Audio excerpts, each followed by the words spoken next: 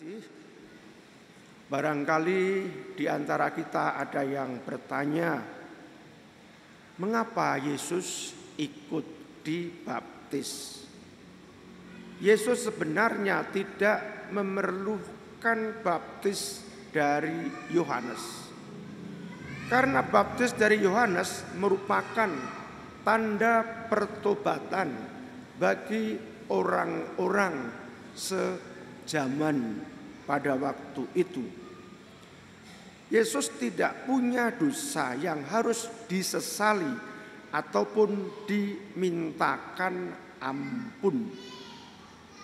Kalau demikian, mengapa Yesus melakukan baptis? Yesus bersedia menerima baptis sebagaimana dialami oleh orang kebanyakan yang mendambakan kasih Allah. Kesediaan dibaptis menunjukkan sikap kerendahan hati Yesus. Itulah sebabnya Rasul Paulus berkata, meski ia putra Allah, tetapi ia tidak membanggakan diri sebagai anak Allah, melainkan menyamakan dirinya sebagai hamba. Oleh karena itulah Allah Bapa bersabda kepada putranya, engkaulah anak yang kukasihi, kepadamulah aku berkenan. Saudara-saudari yang terkasih, privilege atau hak istimewa itu seringkali ditunjukkan oleh orang-orang di sekitar kita. Hak-hak istimewa memang disediakan dalam rangka menunjang suatu karya agar orang yang dilayani mendapatkan kelegaan dan terbantu hidupnya. Semoga hak istimewa apapun yang ada pada diri kita, kita pakai secara tepat sehingga tidak menimbulkan rasa iri maupun komentar yang tidak sedap. Saudara-saudari yang terkasih, pembaptisan Yesus oleh Yohanes menjadi tanda bahwa Tuhan solider dan menyatu dengan manusia. Terlebih manusia yang membutuhkan belas kasih dan pengampunan.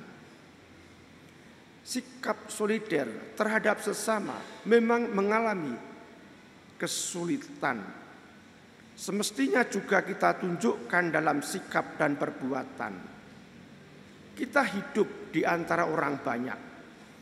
Ada yang hidup beruntung, ada yang biasa, namun ada yang sedang mengalami krisis.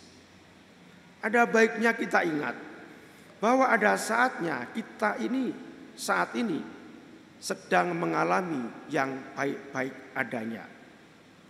Akan tetapi pada suatu waktu, meskipun kita tidak menginginkan, kita dapat saja berada dalam situasi sulit dan tidak sanggup menyelesaikan dengan kekuatan sendiri. Saudara-saudari yang terkasih, melalui peristiwa pembaptisan, Yesus ingin bergabung dengan para pendosa yang memerlukan pengampunan dan belas kasih Allah. Yesus ingin menyatukan diri dengan manusia. Dengan hidup bersama manusia, Yesus dapat mengerti dambaan, mengerti kedukaan, mengerti kesusahan, mengerti penderitaan, dan harapan manusia secara lebih dekat. Dalam kesatuan dengan manusia, Yesus yang telah diurapi oleh Roh Kudus diberi bagian dalam kuasa Allah untuk menyelamatkan manusia. Tuhan membawa manusia kepada hidup yang lebih bernilai. Dari pihak Allah, peristiwa pembaptisan Yesus oleh Yohanes merupakan saat istimewa di mana Allah memberikan putranya sebagai jalan keselamatan satu-satunya bagi manusia.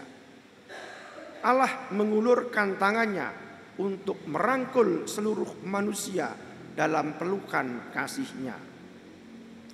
Saudara-saudari yang terkasih, Yesus menunjukkan komitmen setia kepada Allah Bapanya dengan mengalami penderitaan, kematian, lalu bangkit mulia. Yesus melaksanakan misi pelayanan kasih sampai wafat di kayu salib. Yesus pernah bersabda, "Tidak ada kasih yang lebih besar daripada kasih seorang yang memberikan nyawanya untuk sahabat-sahabatnya." Yesus melaksanakan misi cinta kasih Bapa dengan amat sempurna. Tatkala bergantung di kayu salib, saat Ia mau menghembuskan nafas dan menyerahkan rohnya, kita seolah-olah dapat mendengar kembali suara kasih dari surga yang mengatakan, "Engkaulah anakku yang kukasihi, kepadamulah aku berkenan." Saudara-saudari yang terkasih, pada pesta pembaptisan Tuhan ini, kita diundang untuk bersyukur atas anugerah sakramen baptis. Santo Paulus dalam suratnya kepada Titus berkata, kita diberinya hidup baru berkat pembaptisan. Oleh rahmat Kristus, hubungan kita dengan Allah dipulihkan dan kita menerima warisan kehidupan kekal sesuai dengan harapan kita. Dengan sakramen pembaptisan, kita lahir baru menjadi anak-anak kesayangan Allah di dalam Kristus. Selain itu, kita juga menerima misi dari Bapa melalui Yesus dalam kuasa Roh Kudus untuk mewartakan kabar baik kepada semua orang. Maka marilah kita hidup berkenan di hadapan Allah dengan melakukan kebaikan-kebaikan kepada sesama kita. Marilah kita melakukan semua kebaikan dengan tulus kepada Tuhan dan sesama. Penulis surat Yohanes berkata, barang siapa berbuat baik, ia berasal dari Allah. Dimuliakanlah Tuhan kini dan sepanjang masa.